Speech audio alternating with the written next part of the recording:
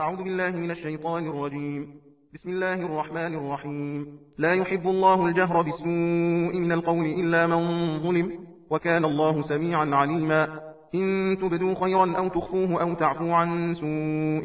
فإن الله كان عفوا قديرا. إن الذين يكفرون بالله ورسله ويريدون أن يفرقوا بين الله ورسله ويقولون نؤمن ببعض ونكفر ببعض ويريدون أن يتخذوا بين ذلك سبيلا، أولئك هم الكافرون حقا، وأعتدنا للكافرين عذابا مهينا. والذين آمنوا بالله ورسله ولم يفرقوا بين أحد منهم أولئك سوف يؤتيهم أجورهم، وكان الله غفورا رحيما. يسألك أهل الكتاب أن تنزل عليهم كتابا من السماء، فقد سألوا موسى أكبر من ذلك فقالوا أرنا الله جهرة فأخذتهم الصاعقة بظلمهم،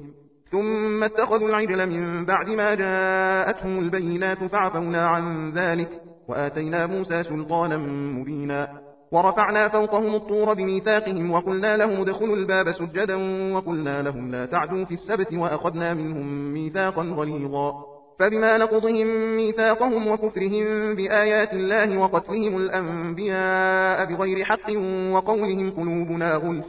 بل طبع الله عليها بكفرهم فلا يؤمنون إلا قليلا. وبكفرهم وقولهم على مريم بهتانا عظيما، وقولهم إنا قتلنا المسيح عيسى بن مريم رسول الله وما قتلوه وما صلبوه ولكن شبه لهم، وإن الذين اختلفوا فيه لفي شك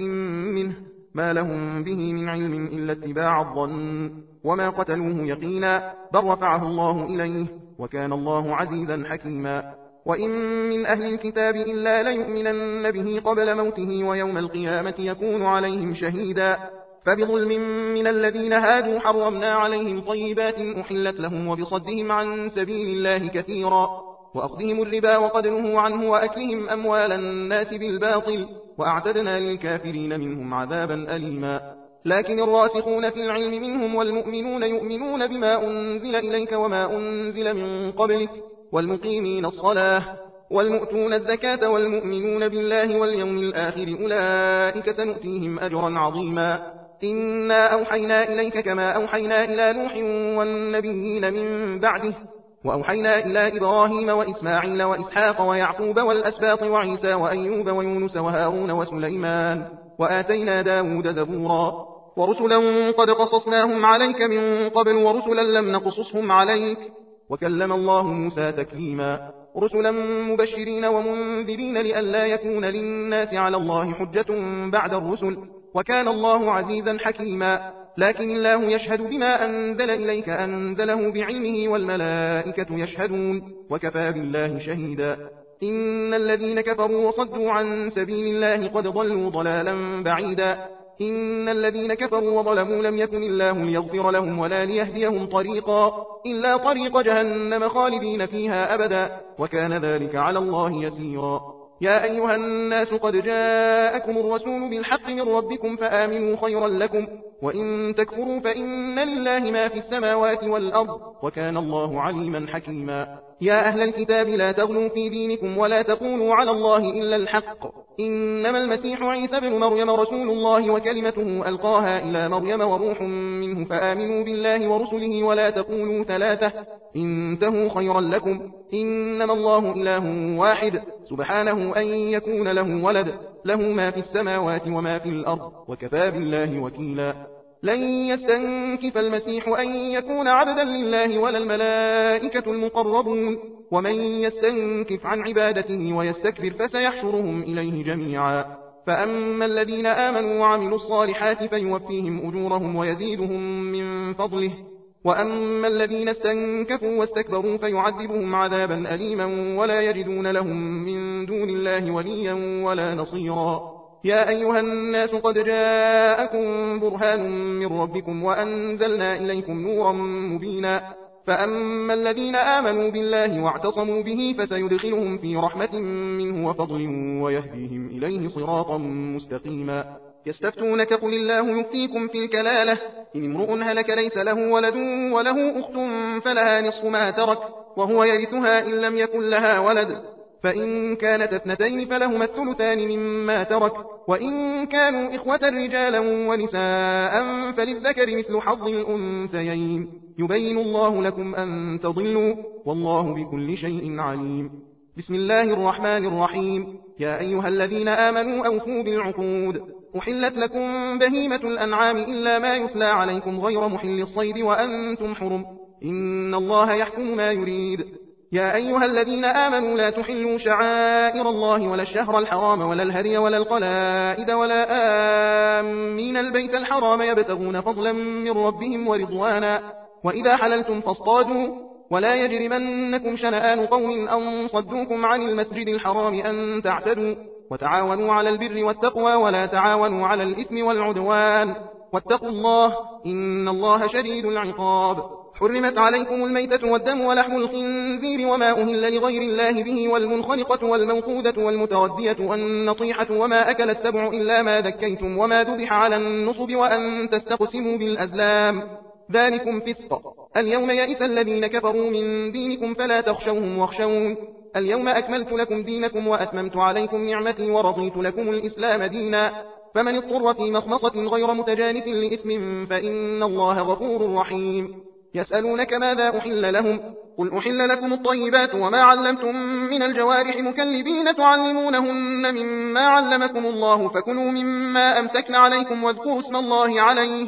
واتقوا الله إن الله سريع الحساب. اليوم أحل لكم الطيبات وطعام الذين أوتوا الكتاب حل لكم وطعامكم حل لهم، والمحصنات من المؤمنات والمحصنات من الذين أوتوا الكتاب من قبلكم إذا آتيتموهن أجورهن محصنين غير مسافحين ولا متخذي أخدان، ومن يكفر بالإيمان فقد حبط عمله وهو في الآخرة من الخاسرين. يا أيها الذين آمنوا إذا قمتم إلى الصلاة فاغسلوا وجوهكم وأيديكم إلى المرافق وامسحوا برؤوسكم وأرجلكم إلى الكعبين، وإن كنتم جنبا فاطهروا، وإن كنتم مرضى أو على سفر أو جاء أحد منكم من الغائط أو لامستم النساء فلم تجدوا ماء فتيمموا صعيدا طيبا فامسحوا بوجوهكم وأيديكم منه، ما يريد الله ليجعل عليكم من حرج ولكن يريد ليطهركم وليتم نعمته عليكم لعلكم تشكرون.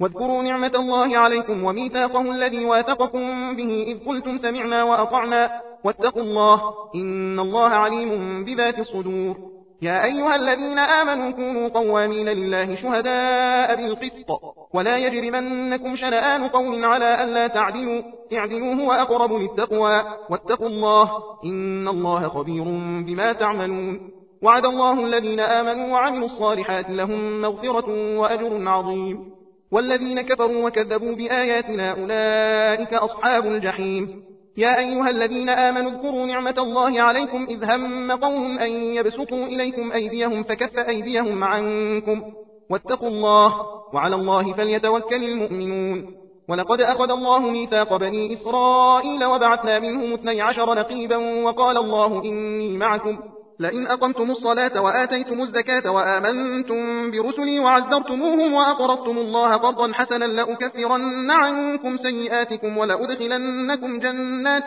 تجري من تحتها الأنهار، فمن كفر بعد ذلك منكم فقد ضل سواء السبيل. فبما نقضهم ميثاقهم لعناهم وجعلنا قلوبهم قاسية يحرفون الكلم عن مواضعه ونسوا حظا مما ذكروا به، ولا تزال تطلع على خائنة منهم إلا قليلا منهم فاعف عنهم واصفح إن الله يحب المحسنين. ومن الذين قالوا إنا نصارى أخذنا ميثاقهم فنسوا حظا مما ذكروا به فأغرينا بينهم العداوة والبغضاء إلى يوم القيامة، وسوف ينبئهم الله بما كانوا يصنعون. يا أهل الكتاب قد جاءكم رسولنا يبين لكم كثيرا مما كنتم تخفون من الكتاب ويعفو عن كثير، قد جاءكم من الله نور وكتاب مبين، يهدي به الله من اتبع رضوانه سبل السلام ويخرجهم من الظلمات إلى النور بإذنه ويهديهم إلى صراط مستقيم. لقد كفر الذين قالوا إن الله هو المسيح ابن مريم، قل فمن يملك من الله شيئا إن أراد أن يهلك المسيح ابن مريم وأمه ومن في الأرض جميعا، ولله ملك السماوات والأرض وما بينهما، يخلق ما يشاء والله على كل شيء قدير. وقالت اليهود والنصارى نحن أبناء الله وأحباؤه قل فلم يعذبكم بذنوبكم بل أنتم بشر ممن خلق يغفر لمن يشاء ويعذب من يشاء ولله ملك السماوات والأرض وما بينهما وإليه المصير. يا أهل الكتاب قد جاءكم رسولنا يبين لكم على فترة من الرسل أن تقولوا ما جاءنا من بشير ولا نذير فقد جاءكم بشير ونذير والله على كل شيء قدير. وإذ قال موسى لقومه يا قوم اذكروا نعمة الله عليكم إذ جعل فيكم أنبياء وجعلكم ملوكا وآتاكم ما لم يؤت أحدا من العالمين. يا قوم ادخلوا الأرض المقدسة التي كتب الله لكم ولا ترتدوا على أدباركم فتنقلبوا خاسرين. قالوا يا موسى إن فيها قوما جبارين وإنا لن ندخلها حتى يخرجوا منها فإن يخرجوا منها فإنا داخلون. قال رجلان من الذين يخافون أنعم الله عليهم ادخلوا عليهم الباب فإذا دخلتموه فإنكم غالبون وعلى الله فتوكلوا إن كنتم مؤمنين. قالوا يا موسى إنا لن ندخلها أبدا ما داموا فيها فاذهب أنت وربك فقاتلا إنا هاهنا قاعدون. قال رب إني لا أملك إلا نفسي وأخي فافرق بيننا وبين القوم الفاسقين. قال فإنها محرمة عليهم 40 سنة يتيهون في الأرض فلا تأس على القوم الفاسقين. واتل عليهم نبأ بني آدم بالحق إذ قربا قربانا فتقبل من أحدهما ولم يتقبل من الآخر قال لأقتلنك قال إنما يتقبل الله من المتقين. لئن بسطت إلي يدك لتقتلني ما أنا بباسط يدي إليك لأقتلك إني أخاف الله رب العالمين. إني أريد أن تبوء بإثمي وإثمك فتكون من أصحاب النار وذلك جزاء الظالمين. فطوعت له نفسه قتل أخيه فقتله فأصبح من الخاسرين. فبعث الله غرابا يبحث في الأرض ليريه كيف يواري سوءة أخيه قال يا ويلتى أعجبت أن أكون مثل هذا الغراب فأواري سوءة أخي فأصبح من النادمين. من أجل ذلك كتبنا على بني إسرائيل أنه من قتل نفسا بغير نفس أو فساد في الأرض فكأنما قتل الناس جميعا ومن أحياها فكأنما أحيا الناس جميعا ولقد جاءتهم رسلنا بالبينات ثم إن كثيرا منهم بعد ذلك في الأرض لمسرفون. إنما جزاء الذين يحاربون الله ورسوله ويسعون في الأرض فسادا أن يقتلوا أو يصلبوا أو تقطع أيديهم وأرجلهم من خلاف أو ينفوا من الأرض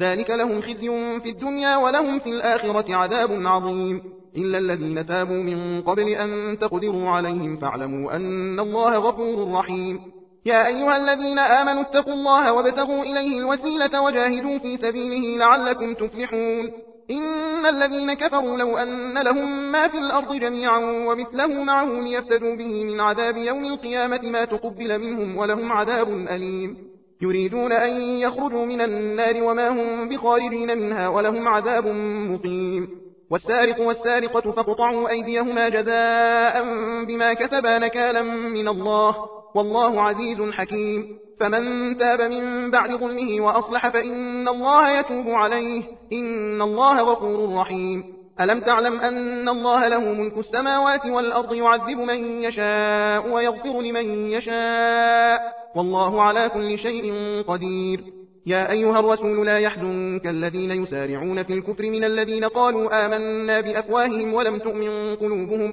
ومن الذين هادوا سماعون للكذب سماعون لقوم آخرين لم يأتوك يحرفون الكلم من بعد مواضعه يقولون إن أوتيتم هذا فخذوه وإن لم تؤتوه فاحذروا ومن يرد الله فتنته فلن تملك له من الله شيئا. أولئك الذين لم يرد الله أن يطهر قلوبهم لهم في الدنيا خزي ولهم في الآخرة عذاب عظيم. سماعون للكذب أكالون للسحت فإن جاءوك فاحكم بينهم أو أعرض عنهم وإن تعرض عنهم فلن يضروك شيئا وإن حكمت فاحكم بينهم بالقسط إن الله يحب المقسطين. وكيف يحكمونك وعندهم التوراة فيها حكم الله ثم يتولون من بعد ذلك وما أولئك بالمؤمنين. إنا أنزلنا التوراة فيها هدى ونور يحكم بها النبيون الذين أسلموا للذين هادوا والربانيون والأحبار بما استحفظوا من كتاب الله وكانوا عليه شهداء فلا تخشوا الناس واخشوني ولا تشتروا بآياتي ثمنا قليلا ومن لم يحكم بما أنزل الله فأولئك هم الكافرون وكتبنا عليهم فيها أن النفس بالنفس والعين بالعين والأنف بالأنف والأذن بالأذن والسن بالسن والجروح قصاص فمن تصدق به فهو كفارة له ومن لم يحكم بما أنزل الله فأولئك هم الظالمون وقفينا على آثارهم بعيسى بن مريم مصدقا لما بين يديه من التوراة وآتيناه الإنجيل فيه هدى ونور ومصدقا لما بين يديه من التوراة وهدى وموعظة للمتقين وليحكم أهل الإنجيل بما أنزل الله فيه ومن لم يحكم بما أنزل الله فأولئك هم الفاسقون وأنزلنا إليك الكتاب بالحق مصدقا لما بين يديه من الكتاب ومهيمنا عليه فاحكم بينهم بما أنزل الله ولا تتبع أهواءهم عما جاءك من الحق لكل جعلنا منكم شرعة ومنهاجا ولو شاء الله لجعلكم أمة واحدة ولكن ليبلوكم فيما آتاكم فاستبقوا الخيرات إلى الله مرجعكم جميعا فينبئكم بما كنتم فيه تختلفون وأن احكم بينهم بما أنزل الله ولا تتبع أهواءهم واحذرهم أن يفتنوك عن بعض ما أنزل الله إليك فإن تولوا فاعلم أنما يريد الله أن يصيبهم ببعض ذنوبهم وإن كثيرا من الناس لفاسقون أفحكم الجاهلية يبغون ومن أحسن من الله حكما لقوم يوقنون يا أيها الذين آمنوا لا تتخذوا اليهود والنصارى أولياء بعضهم أولياء بعض ومن يتولهم منكم فإنه منهم إن الله لا يهدي القوم الظالمين فترى الذين في قلوبهم مرض يسارعون فيهم يقولون نخشى أن تصيبنا دائرة فعسى الله أن يأتي بالفتح أو أمر من عنده فيصبحوا على ما أسروا في أنفسهم نادمين ويقول الذين آمنوا أهؤلاء الذين أقسموا بالله جهد أيمانهم إنهم لمعكم حبطت أعمالهم فأصبحوا خاسرين يا أيها الذين آمنوا من يرتد منكم عن دينه فسوف يأتي الله بقوم يحبهم ويحبونه أذلة على المؤمنين أعزة على الكافرين يجاهدون في سبيل الله ولا يخافون لومة لائم ذلك فضل الله يؤتيه من يشاء والله واسع عليم إنما وليكم الله ورسوله والذين آمنوا الذين يقيمون الصلاة ويؤتون الزكاة وهم راكعون ومن يتولى الله ورسوله والذين آمنوا فإن حزب الله هم الغالبون يا أيها الذين آمنوا لا تتخذوا الذين اتخذوا دينكم هزوا ولعبا من الذين أوتوا الكتاب من قبلكم والكفار أولياء واتقوا الله إن كنتم مؤمنين وإذا ناديتم إلى الصلاة اتخذوها هزوا ولعبا ذلك بأنهم قوم لا يعقلون قل يا أهل الكتاب هل تنقمون منا إلا أن آمنا بالله وما أنزل إلينا وما أنزل من قبل وأن أكثركم فاسقون قل هل أنبئكم بشر من ذلك مثوبة عند الله من لعنه الله وغضب عليه وجعل منهم القردة والخنازير وعبد الطاغوت أولئك شر مكانا وأضل عن سواء السبيل وإذا جاءوكم قالوا آمنا وقد دخلوا بالكفر وهم قد خرجوا به والله أعلم بما كانوا يكتمون وترى كثيرا منهم يسارعون في الإثم والعدوان وأكلهم السحت لبئس ما كانوا يعملون لولا ينهاهم الربانيون والأحبار عن قولهم الإثم وأكلهم السحت لبئس ما كانوا يصنعون وقالت اليهود يد الله مغلولة قلت أيديهم ولعنوا بما قالوا بل يداه مبسوطتان ينفق كيف يشاء وليزيدن كثيرا منهم ما أنزل إليك من ربك طغيانا وكفرا وألقينا بينهم العداوة والبغضاء إلى يوم القيامة كلما أوقدوا نارا للحرب أطفأها الله ويسعون في الأرض فسادا والله لا يحب المفسدين ولو أن أهل الكتاب آمنوا واتقوا لكفرنا عنهم سيئاتهم ولأدخلناهم جنات النعيم ولو أنهم أقاموا التوراة والإنجيل وما أنزل إليهم من ربهم لأكلوا من فوقهم ومن تحت أرجلهم منهم أمة مقتصدة وكثير منهم ساء ما يعملون يا أيها الرسول بلغ ما أنزل إليك من ربك وإن لم تفعل فما بلغت رسالته والله يعصمك من الناس إن الله لا يهدي القوم الكافرين قل يا أهل الكتاب لستم على شيء حتى تقيموا التوراة والإنجيل وما أنزل إليكم من ربكم وليزيدن كثيرا منهم ما أنزل إليك من ربك طغيانا وكفرا فلا تأس على القوم الكافرين إن الذين آمنوا والذين هادوا والصابئون والنصارى من آمن بالله واليوم الآخر وعمل صالحا فلا خوف عليهم ولا هم يحزنون لقد أخذنا ميثاق بني إسرائيل وأرسلنا إليهم رسلا كلما جاءهم رسول بما لا تهوى أنفسهم فريقا كذبوا وفريقا يقتلون وحسبوا ألا تكون فتنة فعموا وصموا ثم تاب الله عليهم ثم عموا وصموا كثير منهم والله بصير بما يعملون لقد كفر الذين قالوا إن الله هو المسيح بن مريم وقال المسيح يا بني إسرائيل اعبدوا الله ربي وربكم إنه من يشرك بالله فقد حرم الله عليه الجنة ومأواه النار وما للظالمين من أنصار لقد كفر الذين قالوا إن الله ثالث ثلاثة وما من إله إلا إله واحد